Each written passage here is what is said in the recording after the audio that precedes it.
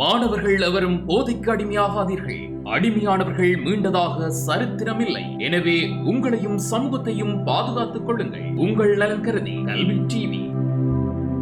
இன்றைய வகுப்பிலே நாங்கள் சைவநெறி தரம் 9 பற்றி பார்க்க போகின்றோம். அதாவது தரம் 9 முதலாவது பாடத்தை பார்ப்போம். அயனும் மாலும் என்ற விடயம் பற்றி இந்த பாடத்திலே பார்ப்போம். முதலாவது சைவ சமயத்தை பற்றிய ஒரு சில வார்த்தைகள் உங்களோடு பகிரலாம் என்று நினைக்கின்றேன். அதாவது எமது சமயம் சைவ சமயம், இதனை இந்து மதம் என்றும் சொல்லுவார்கள். இந்து மதம் என்று சொல்லுகின்ற போது பல பிரிவுகள் இருக்கின்றன. ஆனால் எங்களுடைய சமயம் சைவ சமயம். அதனால சைவ நெறி என்று உங்களுக்கு இந்த பாடப்புத்தகம் சொல்லப்படுது. அதை முதல்ல விளங்கிக்கொள்ள. இந்து மதத்தில் பல்வேறு பிரிவுகள் எல்லாம் இருக்குது. இந்து மதம் என்று சொன்னால் அது பிறந்த அளவில் சொல்லப்படுகிறது. இந்தியாவில் பிறந்த அளவில் சொல்லப்படுகிறது தான் இந்து மதம். அதில் பல பிரிவுகள் இருக்குது. ஒவ்வொரு கடவுளருக்கும் ஒவ்வொரு பிரிவாக இருக்குது. சைவ சமயம் என்று சொல்லுகின்ற போது சிவனை முழுமுதற் கடவுளாக கொண்ட சமயத்தை தான் சைவ சமயம். நாங்கள் எல்லோரும் சைவ சமயத்தவர்கள், சிவனை முழுமுதற் கடவுளாக கொண்டவர்கள் என்றதை நாங்கள் விளங்கி கொண்டால் சரி. அந்த வகையிலே தான் சைவ நெறி என்று உங்களுக்கு பாடப்புத்தகத்தை போட்டிருக்கிறார்கள். இங்கே நாங்கள் படிப்பது சைவ நெறி, சைவ சமயம் பற்றியது. இங்கே 9ஆம் ஆண்டிலே முதலாவது பாடமாக உங்களுக்கு தரப்பட்டிருக்கு அயனும் மாலும். இந்த அயன் என்றால் யார்? அயன் என்று சொன்னால் பிரம்மா, மால் என்றது திருமால். இந்த 2 பேரை பற்றி சொல்லப்படுகிற ஒரு சம்பவத்தை தான் இங்கே உங்களுக்கு சொல்லுகிறார்கள் என்று நான் நினைக்கிறேன். அந்த வகையிலே நாங்கள் பாடத்துக்குள்ளே நுழைவோம். எங்கே ஒரு பாடல் ஒன்று தரப்பட்டிருக்கிறது. அந்த பாடலையும் பாருங்கள். நாவுக்கரசர் பாடிய பாடல். செங்கணானும் பிரமனும் தம்முள்ளே எங்கு தேடி திரிந்தவர் காண்கிலர். இங்குற்றே நின்று லிங்கத்தே தோன்றினான் பொங்கு செஞ்சடை புண்ணிய மூர்த்தியே. இது ஒரு திருவார் நாவுக்கரசர் பாடியது. செங்கணானம், செங்கணான் என்றது சிவந்த கண்களையுடைய திருமால் செங்கணான். பிரம்மனும், பிரம்மன் பிரம்மாவும் தம்முள்ளே எங்கு தேடி திரிந்தவர். அவர்கள் அடிமுடி தேடிய கதை இதுதான். அவர்கள் சொதிப்புலம்பாக இறைவன் தோன்றிய போது அவர்களுடைய அடியையும் முடியையும் யார் காணுகிறார்களோ அவர்தான் இந்த உலகத்தில் பெரியவர், அவர்தான் பெரியவர். இவர்கள் நான் பெரியவன் நீ பெரியவர் என்று தங்களுக்குள்ள போட்டி. திருமாலுக்கும் பிரம்மனுக்கும் என்று சொன்னால் அவர்கள் செய்கின்ற தொழில், திருமாலுக்கு காத்த தொழிலையும் பிரம்மாவுக்கு படைத்த தொழிலையும் கொடுத்து விட்டார் இறைவன். அப்போ இவர்களுக்கு இந்த தொழில்களை அவர்கள் செய்கின்ற போது அவர்களுக்குள்ள ஒரு கர்வம் வந்துவிட்டது. நான் தானே எல்லாவற்றையும் படைக்கிறேன், உலகத்தை படைத்தவன் நான், உலகத்தில் இருக்கிற உயிர்களை எல்லாம் படைத்தவன் நான் தானே எல்லாருக்கும் தலைவன் என்று ஒரு பிரேமை இங்கே பிரம்மாவுக்கு வந்துவிட்டது. இதனை கண்ணுட்ட திருமால் சொன்னார், நீ படைக்கிற மட்டும் தான் ஒரு, நான் எல்லாத்தையும் காக்கிறேனப்பா, உலகத்தில் வச்சு காக்கிறேன், எனக்கு காத்து. ஆகவே உயிர்களில் இருக்கிற அத்தனை பொருளும் என்னுடைய அடைக்காலத்திலாம் இருக்கு என்று அவர் ஒரு பக்கத்தால். இப்படி 2 பேரும் வாக்குவாதப்பட்டு அதான் முதல் பேச்சுவார்த்தையிலிருந்து பிறகு கைகலப்பில் வந்து இப்படியாக போர் மூண்டு விட்டார். இந்த இடத்துல தான் அசரீதி ஒன்று கேட்குது. நான் இங்குற்றேன் என்று சொல்லுவார். இதனுடைய அடியோ முடியோ நீங்கள் யார் காணுகிற, நீங்கள் தான் பெரியவர் என்று அசரீதியாக கேட்கிறார். அப்போ உடனே என்ன செய்தார்? திருமால் நிலத்தை கிண்டி கொண்டு அடியை தேடிக்கொண்டு போனார். பன்றி வடி போனார். இவர் பார்த்தார், பிரம்மா ஒரு அன்னப்பட்சியாக அப்படியே மேலே மேலே பறந்து முடிய காண்றான் என்று போனார். 2 பேரும் கண்ட ஒரு பெரிய காணையில இடையில திருமால் தோத்துட்டார். தோல்வியை ஒப்புக்கொண்டு வந்து சொன்னார், என்னால் காண முடியாத வந்துட்டார். ஆனால் இவருக்கு பிரம்மாவுக்கோ அந்த தோல்வியை ஒப்புக்கொள்ள விருப்பமில்லை. அவர் அப்படியே தேடி போன இடத்துல அங்கே ஒரு தாளம்பூவை கண்டார். அது வளர்ந்து பெரிய தாளம்பூ. அந்த தாளம்பூன்னு சொன்னார், நான் இப்படி முடிய கண்டுட்டேன்றதை நீ சொல்லு சாட்சியா. அவர் சாட்சிக்கு சொல்கிறார். சாட்சி ஒன்றையும் கூட்டி கொண்டு வந்தார். தாளம்பூவை சிவபெருமான முடியில இருக்கிறது தாளம்பூ அந்த காலத்தில். அப்போ நான் சிவபெருமான முடியில இருந்தது இவர் கண்டுட்டார் என்ன. சிவபெருமானுக்கு தெரியும் தானே இவருடைய திருவிளையாடம். நீயும் காணவில்லை, அவரும் காணவில்லை. இறுதியிலே அவர் சோதிப்புலமாக தோன்றி காட்சியளித்தார் என்று கதை போகுது. அங்கே எதனால தான் பிரம்மாவுக்கு கோயில் இல்லாமல் போனது இதுதான் காரணம். திருமாலுக்கு கோயில் கட்டி வழிபடுத்த வைக்கிறார். அவர் உண்மையை ஒத்துக்கொண்டு இவர் உண்மையை ஒத்துக்கொள்ளை. அதனால் உனக்கு கோயில் கட்டி எவரும் வழிபட மாட்டாங்க. அதனால் பிரம்மாவுக்கு இந்த எங்கே தான் பிரம்மாவுக்கு கோயில் கொண்டு பாருங்க இல்லை கிடையாது. அப்போ இப்படி ஒரு வரலாறு இருக்குது. அதே மாதிரி இந்த தாளம்பூவையும் பூஜைக்கு எடுக்கிற இல்லை. பொய்ச்சாடி சொன்ன அப்படின்னா பூஜைக்கு எடுக்கிற இல்லை. வடிவான பூ ஆனால் எடுக்கிற இல்லை. இப்படியான இந்த கதை போகணும். அதை பற்றி தான் நாங்கள் பார்க்கிறோம். இங்கே இங்குற்றேன் என்று லிங்கத்தை தோன்றினார். இறைவன் எவ்வாறு தோன்றினார்? செங்கணானம் பிரம்மன் தமிழிலே இங்கு தேடி திரிந்தவர் காண்கிறார். இங்கு தேடியும் அவர்களால் காண முடியலை. இங்குற்றோன் என்று லிங்கத்தை தோன்றினார். லிங்கத்தில் எது தோன்றினார்? பொங்கு செஞ்சடை புண்ணிய மூர்த்தி. பொங்கு செஞ்சடை பொங்கு செஞ்சடை சிவந்த சடைகளை உடைய புண்ணியமூர்த்தி ஆகிய இறைவன் தோன்றினான் என்று சொல்லப்படுகிறது. இது நாவுக்கரசருடைய தேவார பதியம். இனி நாங்கள் பாடத்துக்கு போகலாம். பாருங்க, எமது சமயத்தின் முழுமுதற் கடவுள் சிவபெருமான் இங்கே சொல்லப்படுது. எமது சமயத்தினுடைய முழுமுதற் கடவுளே சிவபெருமான். அவர் எங்கன் நிறைந்தவர், எல்லாம் அறிபவர், எல்லாம் வல்லவர். எங்கன் நிறைந்தவர், எல்லா இடமும் நிறைந்திருக்கிறார். எல்லாம் வல்லவர், அவருக்கு தான் எல்லாம் தெரியும். பரம்பொருளாகிய சிவபெருமான் பிரம்மா மூலம் படைத்த தொழிலையும் விஷ்ணு மூலம் காத்த தொழிலையும் செய்தார். அந்த தொழில்களை அவர் அதிகார பரவலாக்கன்றே தான்.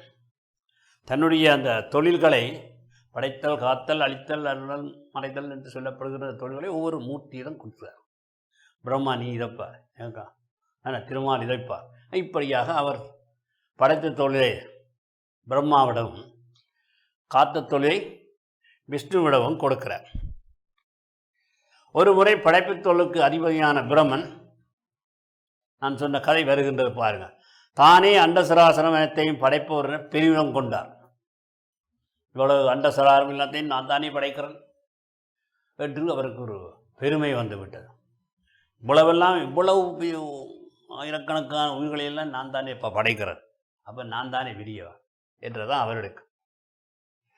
உடனே அனைத்தையும் காத்தவன் நான் தானே என்று விஷ்ணுவுக்கும் அகங்காரம் ஏற்பட்டு, இவர் இப்படி சொன்ன உடனே அவருக்கும் அவ்வளவு உயிர்களையும் காக்கிறவர் நான் இல்லைவா, நீ படைக்கிறவன் தான் காக்கிறவன். இப்படி அவர்களுக்குள்ளே ஒரு வாக்குவாதம் வருகிறது. அவர்கள் இருவருக்கும் தாம் தான் செய்யும் தொழில்களை பெரியன என்று எண்ணம், தாமே பெரியவர் என்று அகங்காரம். இப்படி அகங்காரம் கொண்டார். இருவர் மனத்திலும் இருந்த எண்ணம் வெளிப்பட்டு வாய்த்தர்க்கம் உண்டாகிவிட்டது. வாய்த்தர்க்கம், நாம் என்னதான் அரும்பாடு வேலை செய்தாலும், எவ்வளவுதான் பெரியவராக இருந்தாலும் எல்லோரையும் விட பெரியவன் ஒருவன் இருக்கிறான் என்ற எண்ணம் அவர்களுக்கு எழவே இல்லை. அவருக்கு தங்களை விட ஒருவன் இருக்கிறான் என்ற அந்த எண்ணம் அவர்களுக்கு இல்லை. இப்படித்தான் கனவியருக்கு அப்படியான எண்ணம், நானே பெரியவன், நான் தான் என்ற அகங்காரம் கொண்டவர்கள், நான் தான் எல்லாத்தையும் செய்கிறேன் என்ற அந்த அகங்கார வீதியினால அவர்களுக்கு மேலான ஒருவன் இருக்கிறான் என்றதை உணராமல் நடக்கிறார். உலகத்தில் நடக்கின்றவர்கள் பெரும்பாலான அப்படியாத்தான் நடக்கிறார். தாங்கள் செய்வதெல்லாம் நான் செய்வதாக, தாங்கள் செய்வதாக, தங்களால் தான் எல்லாம் முடியும் என்ற அந்த எண்ணம், மமதை இருக்கிறவர்களுக்கு இது ஒரு பாடம். ஆகவே பாருங்கள், தன்னை விட ஒருவன் மேலானவன் ஒருவன் இருக்கிறான் என்ற அந்த எண்ணம் எழவே இல்லை இந்த ரெண்டு பேருக்கும். தமக்கு ஒப்பாரும் மிக்காரும் மற்ற பரம்பொருளை சிவபெருமானை அவர்கள் மறந்து விட்டார்கள். சிவபெருமானை மறந்துட்டார். ஆணவன் தலைக்கேறினால் அறிவு எங்கே நிற்குமா? அவர்களுக்கு ஆணவம் வந்துவிட்டது. நான் பெரியவன், நான் என்ற அகங்காரம் வந்துவிட்டது. அங்கே அறிவும் மங்கிவிட்டது. பிரம்மனுக்கும் திருமாலுக்கும் இடையே வாக்குவாதம் முற்றி கலகமாக மாறும் நிலை ஏற்பட்டது. கலகம் வந்துவிட்டது. அந்த வேளை திடீரென ஒரு ஒளிப்புலம்பு தோன்றியது. சாதாரண ஒளிப்புலம்பு அல்ல, பேரொளிப்புலம்பு. கண்ணுக்கு அடங்காத ஒளி, எல்லையற்ற பேரொளி, எங்கும் வியாபித்த பேரொளி. அதன் அடியது முடியது என்பதை உணர முடியவில்லை. இதனுடைய அடியது முடியது என்று தெரியாது. வார்த்தைகளால் வர்ணிக்க முடியாத பேரொளி புலம்பும் அந்த ஒளிப்புலம்பு தோன்றிய அந்த கனவே. இந்த ஒளிப்புலம்பின் அடியோ முடியோ யார் கண்டுபிடிக்கிறாரோ அவரே பெரியவர் என்று அசரீதி ஒன்று எழுந்தது. அசரீதி இருக்கு. பிரம்மாவுக்கும் திருமாலுக்கும் இப்போதும் அறிவரவில்லை. உடனே அவர்கள் அந்த அடியோ முடியோ தேடி கண்டுபிடித்து விட வேண்டும் என்று ஓடுகிறார்கள். அறிவரவில்லை. அந்த ஒளிப்புலப்பின் அடியையும் முடியையும் தேடி இருவரும் புறப்பட்டார். திருமால் அடியை கண்டுவிடலாம் என்ற எண்ணத்தில் பன்றி வடிவம் எடுத்துக்கொண்டு பூமியை அகழ்ந்து தொடங்கினார். பூமியை தோண்டி கொண்டு போகிறார். பிரம்மாவோ முடியை கண்டு விடுவோம் என்ற நினைப்பிலே அன்னப்பறவையாக மாறி பிறக்க அவர் அன்னப்பறவையாக மாறி பிறக்கிறார். தேடினார்கள். நாட்கள் மாதங்கள் வருடங்களாக தேடுகிறார்கள். யுகங்களாயின. யுகமாக அவர்கள் தேடினார்கள். இப்படி தேடுகிறார், ஆணவத்தோடு தேடுகிறார்கள். தேடிக்கண்டு கொள்ள முடியவில்லை. அடியை தேடிச் சென்ற திருமால் தன் இயலாமையை உணர்ந்து திரும்பி விட்டார். அடியைச் சென்றவர், அடியை தேடி போனவர், அவர் தோல்வியை ஒப்புக்கொண்டு வந்துவிட்டார். ஆனால் இந்த பிரம்மாவோ அப்படி பிரம்மா முடியை கண்டுகொள்ளாண்ட முடிவெடுத்து பறந்து கொண்டே இருந்தார். அவர் முடிந்த போலா இல்லை. ஒரு நிலையில் இனி திரும்ப வேண்டியதான் என்று எண்ணினார். அந்த வேளை சிவமானது திருமுடியில் இருக்கும் பேர் பெற்ற தாளம்பூ ஒன்று அங்கிருந்து தவறி விழுந்தது. தாளம்பூ ஒன்று அங்கே தவறி விழுகிறது. விழுந்து கீழ் நோக்கி வந்து கொண்டிருந்தது. பெரிய தவறு ஒன்றை செய்வதற்கு தயாராக வந்து கொண்டிருந்தது. பிரம்மா அந்த தாளம்பூவை கண்டார். ஆரவாரமே இல்லாத இப்பெருவழியில் தாளம்பூவை கண்ட பிரம்மாவுக்கு பெருமகிழ்ச்சி. முடியிலிருந்து தானே வந்திருக்க வேணும். நீ யார், எங்கிருந்து வருகிறாய் என்று தாளம்பூவுடன் கேட்டார். தாளம்பூவுடன் கேட்கிறார். தாளம்பூ விடயத்தை சொன்னது. அது இறைவனுடைய திருமுடியிலிருந்து வந்து கொண்டிருக்கிறேன் என்று அறிந்ததும், திருமுடியிலிருந்து வந்து கொண்டிருக்கிறேன் என்பதை அறிந்த பிரம்மாவின் புத்தி தவறான வழியில் செல்லப்போகுது. பாருங்கள், சிந்திக்கத்தான். பிரம்மா தாளம்பூவுடன் சரணடைந்தார். தாளம்பூவுடன் சரணடைகிறார். தன்னுடைய வரலாற்றை கூறி அதனோட உதவி கோரினான். தாளம்பூவை, நான் தளர்ந்து விட்டேன். இதற்கு மேல் என்னால் மேலே செல்ல முடியும் என்று நான் நம்பவே இல்லை. தயவு செய்து நான் சிவபிரானின் திருமுடியை கண்டு கொண்டதாக சாட்சி சொல்ல வேண்டும். சாட்சி சொல்ல வேணும். உனக்கு நன்றியாக இருப்பேன் என்று இறந்து வேண்டினார். நன்றியாக இருப்பேன். படைப்பு தொழிலுக்கு அதிபதியான பிரம்மா என்னிடம் இறக்குகின்றாரே, படைப்பு தொழிலுக்கு அதிபதி தானே, அவன் தன்னிடமே இறக்கிறான் அவன் பார்த்தார். சரி, பாவம், அவருக்கு உதவுவோம் என்று ஒரு பொய் தானே ஒன்று செய்வோம். பொய் ஒன்று தான் சொல்லி விடுவோம். பெரியவர்கள் போட்டியில் சாட்சியானுக்கும் பெருமை எனக்கும் வந்து சேருகிறதே என்று எண்ணி தாளம்பூ பிரம்மன் வேண்டுகோளுக்கு இணங்கியது. என்ன செய்வது? கேடு வரும் பின்னே மதி கட்டு வரும் முன்னே. கேடு வருவும் மதியும் கட்டு வரும். அப்படியான நிலைமை இவர்களுக்கு வருகிறது. பிரம்மன் தாளம்போடு கீழிறங்கி தொடங்கினான். பாதாளம் எல்லாம் அகழ்ந்து களைத்து கர்வம் அடங்கிய திருமால் மீண்டும் ஆரம்பித்த இடத்துக்கே வந்து சேர்ந்தார். அங்கு வந்த பிரம்மா தான் சிவபிரானின் முடியை கண்டு விட்டதாக திருமாலிடம் பெருமை பேசினார். நீ திரும்பி வந்துட்டியா? நான் முடியை கண்டு போட்டு வாரேன். திருமால் நம்ப மறுத்தார். பிரம்மா தாளம்பூவை சாட்சி கிழித்தார். தாளம்பூவும் பிரம்மாவுக்கு சார்பாக தலையை ஆட்டியது. ஓ, இவர் கண்டவர் தான். தவறுகளித்த இருவருக்கும் இறைவன் தண்டனை வழங்கினார். என்ன தண்டனை என்று பாருங்கள். பொய்யுரைத்த பிரம்மாவுக்கு இனி இந்த உலகத்தில் கோவில் கிடையாது. இனி கிடையாது. பொய் உரைத்த பிரம்மாவுக்கு இந்த உலகத்தில் கோயில் கிடையாது. பொய் உரைத்த தாளம்போக்கு இனி பூசைக்கு பயன்படும் அருகதை கிடையாது. நீயும் பொய் சொன்ன, உனக்கும் இனி பூசைக்கு நீ எடுக்கப்பட மாட்டாது. அகந்தையை விடாது பொய்யாக வேணும். தற்பெருமையை நினைத்த நிறுவம் முனைந்த பிரம்மா உலகத்தவரின் வழிபாட்டை மதிப்பை இழந்தார். உலகத்தவரால் மதித்து போற்றப்பட வேண்டியவர் இப்பொழுது அந்த மதிப்பை இழந்தார். பொச்சாட்சி சொன்ன தாளம்பூவும் பூசைக்குரிய தன் தகுதியை இழந்தது. 2 பேருக்கும் அந்த தகுதி இல்லாமல் போயிட்டு. பூக்களில் தாளம்பூவை பூசைக்கு எடுக்கிற இல்லை. எல்லாருக்கும் கோயில் இருக்கு, பிரம்மாவுக்கு கோயில் இல்லை. திருமாலம் பிரம்மன் செருக்கழிந்து இறைவனை சரணடைந்த இருவரும் லிங்கம் அமைத்து இறைவனை வழிபட்டார். இறைவன் அதாவது சிவபெருமான் தோன்றி அவர்களுக்கு அருள் புரிந்தார் என்று கதை போகும். பின் சோதியில் மறைந்தருளான். அனற்புலம்பாகி அச்சோதி குளிர்ந்து ஒரு மலையாக ஒடுங்கியது. அந்த அனற்புலம்பாக தோன்றிய சோதி பிறகு ஒரு மலையாக மாறிய, அதுவே திருவண்ணாமலை.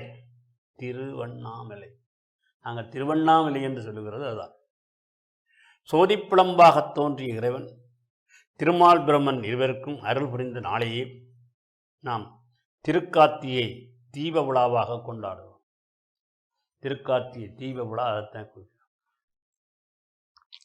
அன்று சொக்கப்பானை எரித்து இறைவன் சோதிப்புலம்பாக தோன்றிய அருட்செயலை ஞாபகப்படுத்திக் கொள்ளுகிறோம்.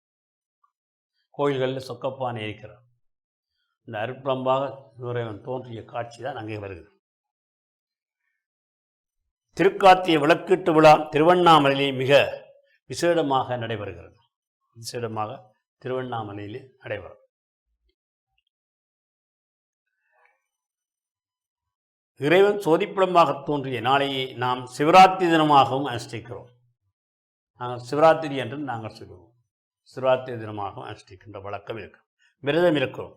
சிவராத்திரி தினத்திலே வரும் லிங்கோற்பவ காலமே இறைவன் அந்த அர்ச்சையில் நிகழ்ந்த காலமாகும் என்று சொல்லப்படுகிறது. அந்த முகூர்த்தத்தில் லிங்கோற்பவ மூர்த்திக்கு விசேட வழிபாடுகள் இயற்றப்படுகின்றன. லிங்கோற்பவ மூர்த்தம் மாலும் மயம் காண முடியாதவாறு இறைவன் சோதிப்புலமாக தோன்றிய அருட்செயலை உணர்த்துகின்றது. அப்போ அந்த சோதிப்புலமாக இறைவன் தோன்றிய அந்த அருட்செயலைத்தான் இந்த லிங்கோற்பவ என்று சொல்லப்படுகின்ற அந்த நிகழ்ச்சி எங்களுக்கு உணர்த்துகின்றதாக சொல்லப்படுகின்றது. அப்போ இதுவரையில் நாங்கள் பார்த்தது அயனும் மாலும் எப்படி தங்களுக்குள்ளே கர்வம் கொண்டார்கள், எவ்வாறு கர்வம் கொண்டு எவ்வாறு அவர்கள் பிறகு திருந்தினார்கள் என்ற விவரம் எல்லாம் உங்களுக்கு தரப்படுகின்றன. ஆகவே இந்த கர்வம் என்றது ஆணவம் என்பது நான் பெரியவன், நான் என்னால் தான் முடியும் என்ற அந்த செயற்பாடு எங்கள் மத்தியிலிருந்து மறைய வேண்டும். அது மறைகிற போதுதான் எங்களுக்கு ஞானம் உண்டாகும் என்பது இங்கே பல நூல்கள், சைவ நூல்கள் எல்லாம் எடுத்து கூறுகின்றன. அந்த வகையிலே உங்களுக்கு இந்த திருமால் மாலும் அயனும் என்று சொல்லப்படுகின்ற இந்த பாடத்தின் மூலம் இந்த கதை உங்களுக்கு ஒரு படிப்பினையை தருகின்றது. என்ன படிப்பினை? அதாவது நாங்கள் எதையும் நான் செய்கிறேன், என்னால் தான் முடிந்தது, நான் இல்லாட்டி ஒன்று நடவாது என்ற அந்த மமதை எங்களிடம் இருக்கக்கூடாது. எங்களுக்கும் மேலான ஒருவன் நாங்கள் செய்வதையெல்லாம் பார்த்து கொண்டு இருக்கின்றார் என்ற நினைப்பு எங்களுக்கு இருக்கவர். எங்களுக்கும் மேலான ஒருவன் இருக்கிறான், அவன்தான் இறைவன். அந்த நினைப்பு எங்களுக்கு வர வேண்டும் என்றுதான் இந்த பாடம் எங்களுக்கு உணர்த்துகிறது. ஆகவே இந்த பாடத்தின் மூலம் நாங்கள் பெற்றுக்கொண்ட அந்த படிப்பினை எங்களிடம் இந்த நான் என்ற அகங்காரம் இருக்கக்கூடாது. அந்த நான் என்ற அகங்காரத்தை நாங்கள் எப்பொழுது நான் நான் நான் என்னால் தான் முடியும் என்ற அந்த அப்படியான சொல்லுகின்ற இந்த அகங்காரத்தன்மை இருக்கக்கூடாது. அதை அறவே ஒழித்தான் நாங்கள் நல்ல வெற்றி பெறலாம் என்றதை இந்த பாடம் உணர்த்துகின்றது. பின்னர் நாங்கள் இனி இந்த வினாக்களுக்கு பார்ப்போம், பயிற்சியை பார்ப்போம். பின்வரும் வினாக்களுக்கு விடை எழுதுங்கள். என்ன வினாக்கள்? பிரம்மாவனது விஷ்ணுவின் தொழில்கள் என்ன? இங்கே சொல்லப்பட்டது. பிரம்மாவனுடைய தொழில் படைத்தல், விஷ்ணுவுடைய தொழிலும் காத்தல். பிரம்மாவுக்கும் விஷ்ணுவுக்கும் முரண்பாடு ஏற்பட்டதற்கான காரணம் யார்? அவர்களுக்கு தங்களுடைய தொழில்களை தாங்கள் செய்ய விடுகிற போது அந்த தொழில்களால் நான் தானே படைக்கிறேன், இந்த உலகம் எல்லாவற்றையும் படைப்பவன் நான், இந்த உலகம் எல்லாவற்றையும் காப்பவன் நான் என்று 2 தொழில்களிலேயும் அவர்களுக்கு ஏற்பட்ட நான் என்ற அகங்காரம். நான் தான் செய்வேன். இறைவன் இதற்காக சோதி வடியிலே தோன்றான். இப்படி இவர்கள் அகங்காரம் கொண்டு தங்களுக்குள்ளே அடிபடுகிற போதுதான் இவர்கள் சோதி வடிவாக இறைவன் ஒருவன் இருக்கிறான் என்ற அந்த எண்ணத்தை இவர்களுக்கு உணர்த்த வேண்டும் என்பதை, அதாவது மேலான ஒருவன் இருக்கின்றான் என்ற எண்ணத்தை இவர்களுக்கு உணர்த்த வேண்டும் என்பதற்கான சோதி வடிவிலே தோன்றும். பிரம்மாவுக்கும் விஷ்ணுவுக்கும் அசபியாக கூறிய செய்தி, அதாவது இந்த சோதியினுடைய அடியோ அல்லது முடியோ காணுகின்றவர் யாரோ அவர் பெரியவர். நடந்த போட்டியில் இவரும் தோல்வி அடைந்ததற்கான காரணம் என்ன? காரணம் அப்போ மேலான ஒருவன் இருக்கிறான் என்கின்ற போது அந்த இறைவன் ஒருவன் இருக்கிறான் என்பது இதன் மூலம் சொல்லப்படும். அப்போ அதுதான் இவர்கள் தோல்வி காரணம். இவர்கள் தான் பெரியவன், நான் தான் காணுவேன், நான் தான். அப்போ அவர்களால் கண்டுகொள்ள முடியவில்லை. ஆகவே இவர்களுக்கெல்லாம் மேலான ஒருவன் உண்டு என்பதை சொல்லப்படும். பிரம்மாவுக்கும் தாளம்பூவுக்கும் கிடைத்த தண்டனை நமக்கு உணர்த்தும் படிப்பறை. பொய் சொன்னபடினால் 2 பேரும் பொய் சொல்லியிருக்கார். பிரம்மா தான் முடியை கண்டதாக பொய் சொன்னார். பிரம்மா முடியை கண்டதற்கு தாளம்பூவை சாட்சி சொல்ல வைத்தார். அப்போ 2 பேரும் பொய்க்காரர். அப்போ நாங்கள் வாழ்க்கையை இப்படியான பொய்களை பேசக்கூடாது. இதுதான் எங்களை படிப்பு. பொய் பேசியவனுக்கு தண்டனை என்ன என்றது விளைவிக்கிறார். பொய் வந்தது பேசக்கூடாது. இக்கதையிலே உணர்த்தப்படும் இறைவன் பெருமை. இறைவன் எல்லாம் வல்லவர், எல்லாம் அறிபவர், எல்லாவற்றையும் இயக்குவர் இறைவன் தான் என்ற உண்மை எங்களுக்கு இதன் கதையிலாக உணர்த்தப்படும். அவர் தனக்கு மேலான ஒருவன் இல்லாதான் இறைவன். எல்லோருக்கும் மேலான ஒருவன் இருக்கிறான் என்பது இதுதான். அப்போ அதுதான் அவருடைய பெருமையாக சொல்லப்படுது. அயனும் மாலும் கதையை நாடகமாக்கி நடியுங்க. இது நீங்கள் வகுப்புகளே செய்து பார்க்கலாம். அயன் மால். அதே மாதிரி லிங்கோத்பவ மூர்த்தத்தை காட்சிப்படுத்தி அதை பற்றி கலந்துரையார். இதை நீங்கள் வகுப்புகளில் செய்து காணலாம். இதோடு நாங்கள் இந்த குளிர்ச்சி ஏற்பாட்டை நீங்கள் வகுப்புகளை செய்வதோடு இந்த பாடத்தை நாங்கள் இதனோடு முடித்துக்கொள்ளலாம். நன்றி. கல்வி டிவியில் புத்தம்புது நிகழ்ச்சிகளை உடனுக்குடன் பார்த்து மகிழ எமது ஃபேஸ்புக் மற்றும் யூடியூப் பக்கத்தை லைக் செய்யுங்கள்.